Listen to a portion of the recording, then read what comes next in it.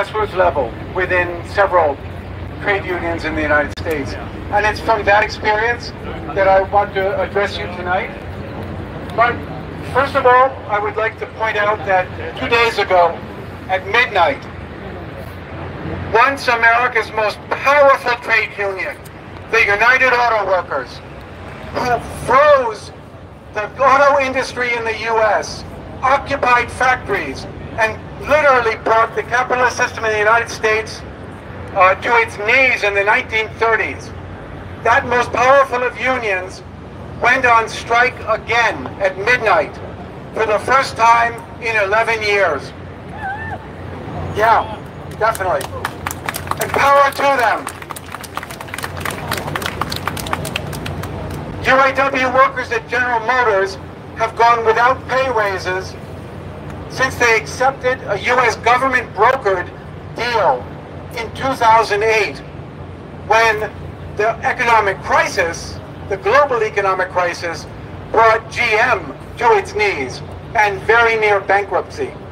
And what that near collapse of General Motors was not caused by anything besides the poor leadership of the company and its lack of innovation away from American-style gas-guzzling cars. That deal included major concessions, the freezing of all pay hikes, and most importantly, the expansion of two-tier wage system between full-timers and temporary workers, even though they did the same work, and in some cases, even for the same number of years at GM. And the closure, the establishment of several non-union factories.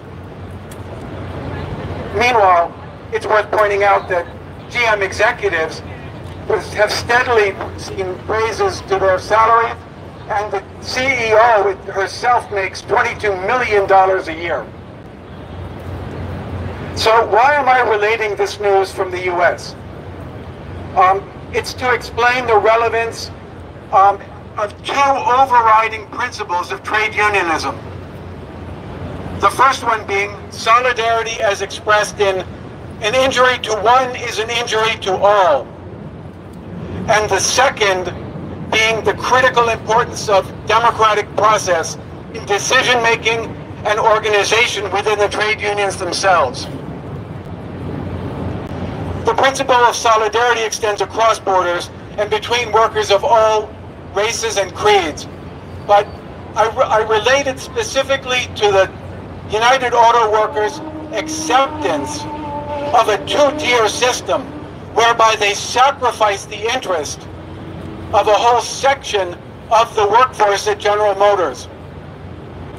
And they did it because they were willing to sacrifice their own members to save, so-called save, General Motors, and in order for General Motors to receive multi-billion-dollar handout from the U.S. government.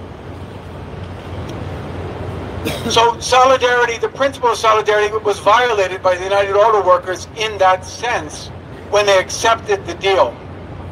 But the second point I just made about democratic process, a democratic organization, well, the United Auto Workers was very strong and powerful in the 1930s when it was formed as part of the Congress of Industrial Organizations. And even through the 50s and 60s, 70s, right up until the 80s, the United Auto Workers still represented a powerful force within the U.S. economy. But for the last 40 years, they have been in steady decline. And I would point to nothing more significant in that decline than the destruction of democratic process and the corruption of the leadership of the United Auto Workers. And to see that, one only needs to look to today. 2 days ago when they went on strike, the president of the United Auto Workers USA is sitting in jail for corruption, along with 3 other top executives of the union. It's that denial of democratic process. So I just wanted to bring a message of the importance of solidarity which we see today with our action in support of Nathan Young, my comrade, and a Hong Kong worker who dared to raise the question of the need for a union and the need to come out in the general strike of September 3rd at HSBC and was promptly terminated for it. In spite of the laws of Hong Kong guaranteeing freedom of speech, freedom of association, and the right to form unions. And also, just to remind us all of the importance of democratic process, because without it, there's no other way for us together to come to the right decisions, to forge the correct strategies and the most effective tactics in the work that we do, whether it be a struggle against the extradition bill or Occupy Central from 5 years ago, or what comes next for Hong Kong. Thank you all. Thank you, Griffin. 咁啊，頭先係 Griffin 咧，就啱啱去帶嚟美國工運嘅消息啦。原來2日之前咧，美國最大嘅汽車業工會啦，就發起咗89年嘅金融危機以嚟啦。呢個通用汽車係冇加過人工嘅。原來佢哋喺美國嘅員工人咧，一樣係受到咁大嘅剝削。咁啊，亦都阿 Griffin 亦都提到啦，其實點解我哋要搞工會啊？其實工會係我哋社會上邊打工仔一個好重要嘅一個歷練嘅場地。佢話佢係代表咗工人團結嘅力量啊！佢話代表咗我哋社會勞動者去透過民主嘅方式去決策、去組織嘅方法嘅一個歷練嚟嘅。當呢兩樣嘢團結同埋民主強大嘅時候，工會強大，而我哋民間力量、社會抗爭嘅力量就會強大。而調翻轉，當我哋喪失咗團結、喪失咗民主組織嘅時候咧，咁我哋就會俾個獨裁政權去乘虛而入㗎啦。咁啊，由於我哋時間其實都過咗時少少，不過咧，我最後希望喺借呢個機會咧，去同大家去呼籲啦。咁其實我哋抗爭日程表之後落嚟咧，都有好多場好重要嘅抗爭行動，我哋都呼籲大家去參加。尤其是就10月1號，呢個係中共獨裁嘅國慶。咁對於我哋嚟講就冇乜好慶祝嘅，因為係一個獨裁嘅鎮壓，所以我哋希望大家一定要參加11大行。當然，如果警察如果黑警佢再一次去反對、去唔批准呢個咪大遊行啦。其實我覺得我哋香港人咧，亦都可能話喂，我可以行街，我可以所謂自由行，去繞過佢嘅禁制令。但係佢嘅禁令其實去到最尾就係展現咗一個獨裁制度，剝奪我哋示威權利、剝奪我哋言論自由嘅一個手段。我哋係需要一個公開而清晰嘅信息話俾佢政權聽，佢嘅禁令對我哋無效，因為我哋去遊行係無需共產黨批准嘅，我哋去集會、我哋去示威係無需黑警批准嘅，係咪啊？我有權示威，無需黑警批准。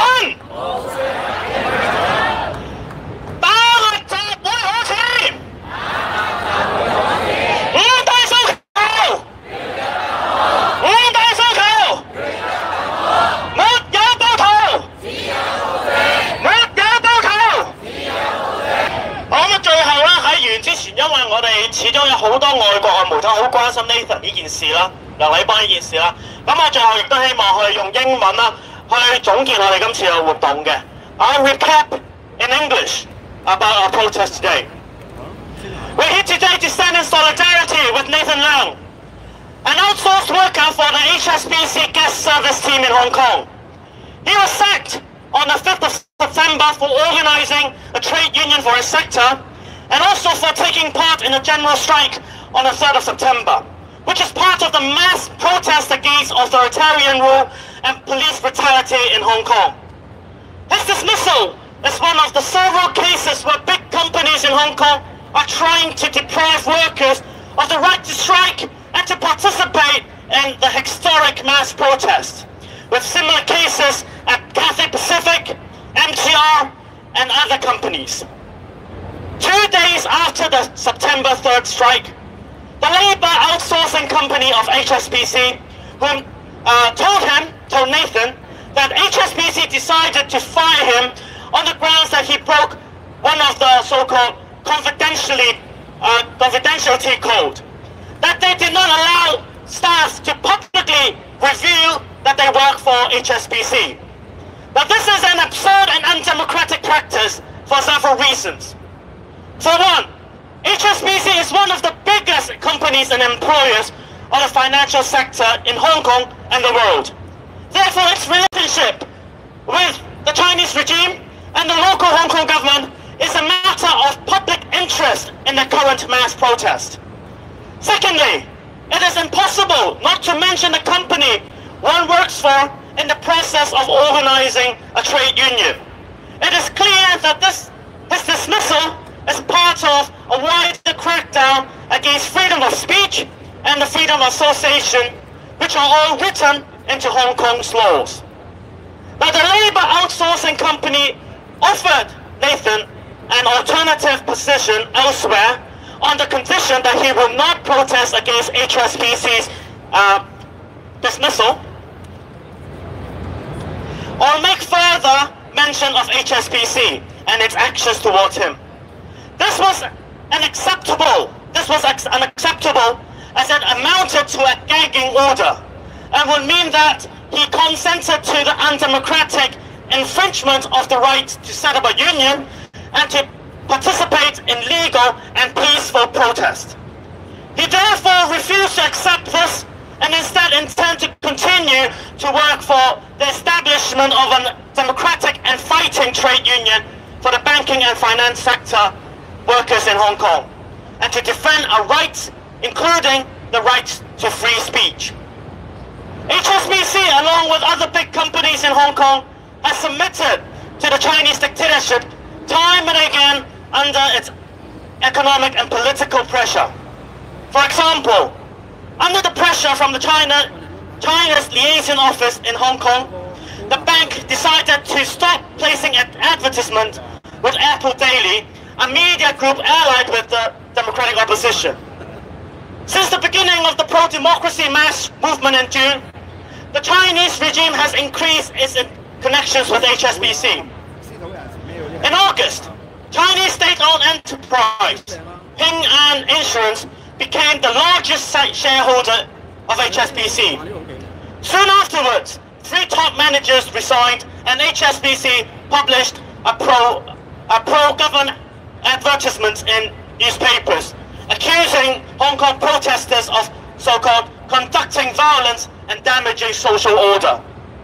HSBC has completely taken sides against the Hong Kong democracy movement. Now, especially since August, we see a wave of white terror by several big companies in Hong Kong, with workers and trade unions being spied on, threatened, and punished, including dozens of dismissals for supporting the anti-government protest. An injury to one is an injury to all. With the Chinese dictatorship directly controlling Hong Kong now, freedom of speech and trade union rights of not only HSBC workers, but all Hong Kong workers will be further threatened. We must organize and resist together against the combined repression of the Chinese state and of the big business. We will continue to organize a finance and banking sector trade union and protest against HSBC's anti-union's role. We call upon other labor activists and workers in Hong Kong and across the world to join us in the fight, including organizing international solidarity protests to support the fight for democratic trade unions in Hong Kong as well as in China. Reinstate Nathan Leung! Stop union busting! 5 demands, not 1 less! Long live international solidarity! Long live international solidarity!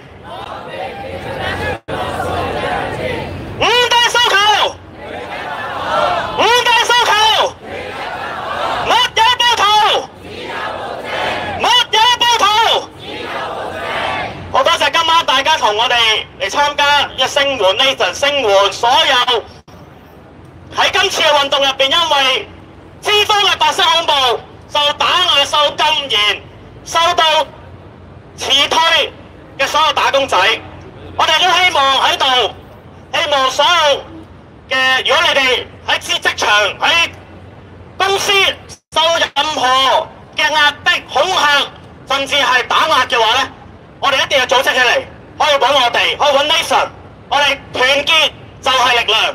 多謝大家。咁我哋今晚嘅集會咧就去到呢度啦。咁啊，好多謝大家嘅支持。光復香港！光復香港！光復香港！香港人！香港人！921！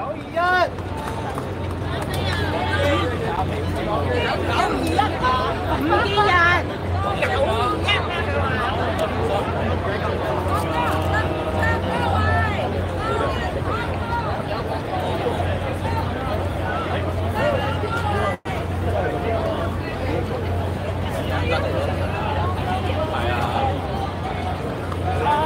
如果大家有啲示威牌咁啊，如果想交還嘅話咧，可以攞翻嚟呢個橫額呢度位置嘅。好，多謝晒。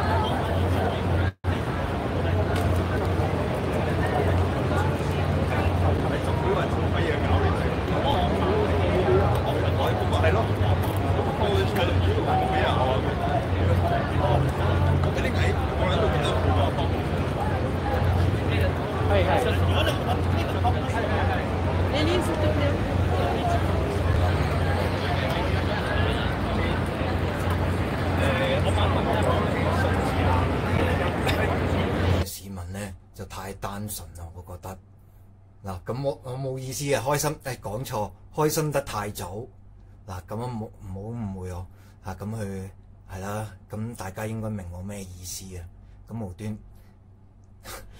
我諗緊點樣可以係咯，突然間又會有個集會又批准你嘅，之前個個都唔得，咁啊大家明啊明啊！想知多啲嘅，或者想收到最新資訊就訂閱 share 啦。咁我真係唔係為錢嘅，你大家見到我真係黐黐地嘅，我有時直頭趕客添嘅，咁唔緊要啦。總之適合啲啱，即係大家共同即係當揾個地方傾下偈咁啦，或者俾收到大家即係大家收下資訊咁樣啦，交流下。好多謝大家俾面，我哋再講。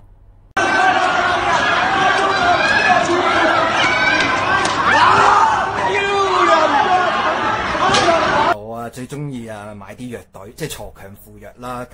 簡單啲講，嗱今次咧我未睇嘅其實，咁我唔知大家好唔好買，因為咧如果有時即係點講，有時輸一場半場又冇所謂嘅，踢聯賽係咪先？最緊要即係留翻喺度啦，唔好降班啦，啱唔啱先？係啊，咁你踢咁多場啊嘛，你即係踢2次咁踢30幾場係咪先？輸一場真係冇所謂嘅，或者點樣？你大家明我意思嘅，咁即係盡力啦。咁睇情況，我真係再講落去又，我已經去隔硬嚟啦。咁啊，大家都支持下呢隊，支持球賽同埋支持我 channel， 就講住咁多先啦。咁啊，其他如果我再諗到又再加落去啦，或者點啊？因為真係好難講嘅，你明唔明？又要就住咁又要傳達到個意思，支持球隊係咪先？嗱，多謝大家俾面，我錄唔錄落去啊？因為我再錄落去，我一來冇稿咧，再咁樣講咧，真係一兜唔切，一係你哋又等好耐咁無謂啊！我睇下諗到又儲埋一堆先至再講過啦。咁多謝大家俾面，我哋晏啲再講。你哋皇軍都不如啦，切腹啦你哋！香港人加油